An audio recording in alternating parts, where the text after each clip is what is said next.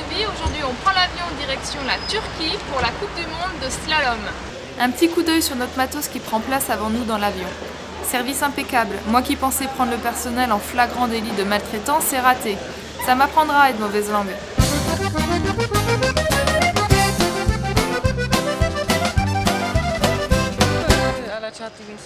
Deux avions plus tard, nous voici enfin à Izmir. On arrive en même temps que le staff de la PWA. Marta Stivalen et moi-même ne rêvons que d'une chose, dormir. Le championnat d'Europe de Formula s'est terminé la veille et la nuit a été courte, le temps de rouler jusqu'à Varsovie.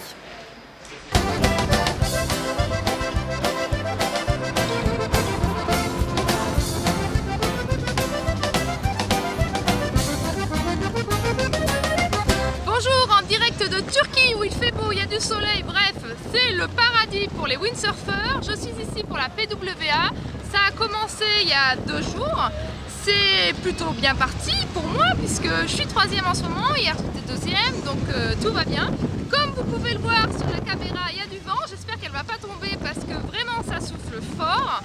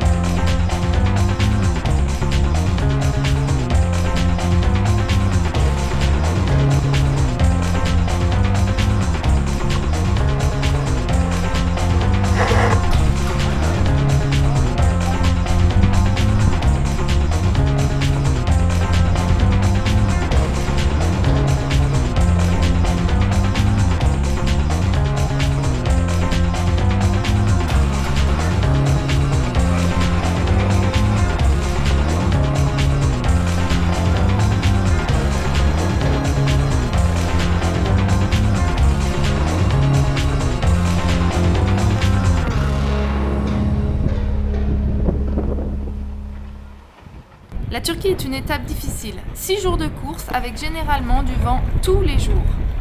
Ici, tout le monde est fort, le plan d'eau plat et le vent modéré aidant. Les surprises sont nombreuses et la contre-perf jamais loin. La surprise a lieu dès le premier jour avec en tête du championnat Ross Williams l'anglais et l'arménienne que je suis.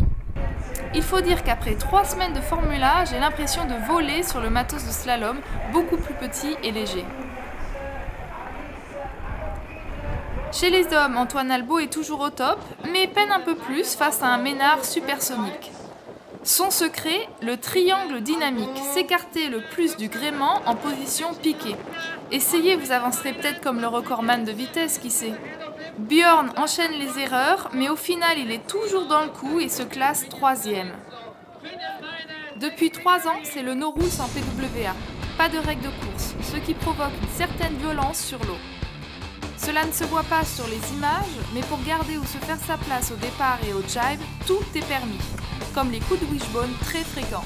Pour obtenir ou garder cette agressivité, certains adoptent des pratiques qu'on n'aimerait pas voir se généraliser dans un sport à la base plutôt peace and love.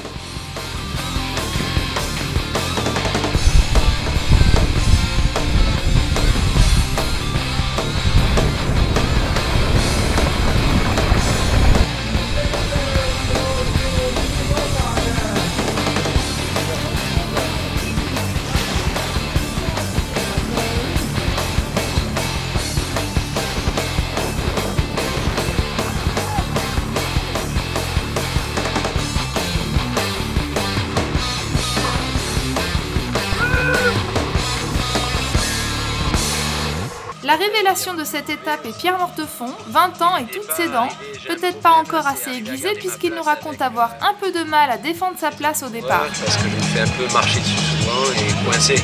J'aime bien prendre les départs sur le vent et je me fais souvent coincer sur la bouée.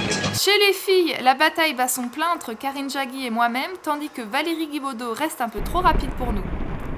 Mais finalement, c'est la 4e qui va faire mal. En effet, Sarakita Ofringa prend la 2e place du championnat, sortant Karine du podium.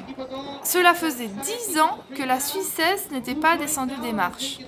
Quant à moi, je ne suis qu'à un tout petit point de l'autre Sarah. Heureusement, la locale Tchalakubat et son sponsor Rosie sont là pour calmer les esprits et réconcilier les championnes. Une course en équipe et en relais est organisée. 3 équipes s'alignent sur l'eau, une française, une turque et une reste du monde. Coachés par l'Israélien Arnon Dagon, Karine, Sarah et moi-même n'avons d'autre choix que de gagner.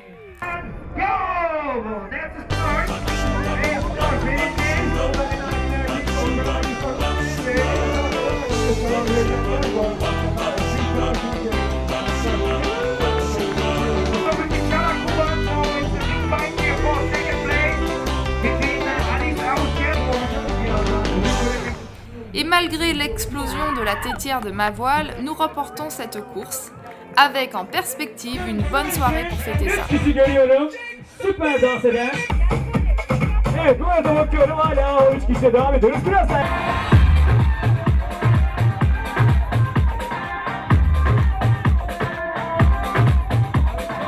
Antoine Albo était déjà assuré d'être champion du monde avant de venir ici. Ménard est en bonne route pour la seconde place à l'overall, tandis que Buzianis et Pritchard sont à la lutte pour la 3e place. Chez les femmes, Valérie est sacrée championne du monde ici à Alachate grâce à ses 3 victoires d'étape.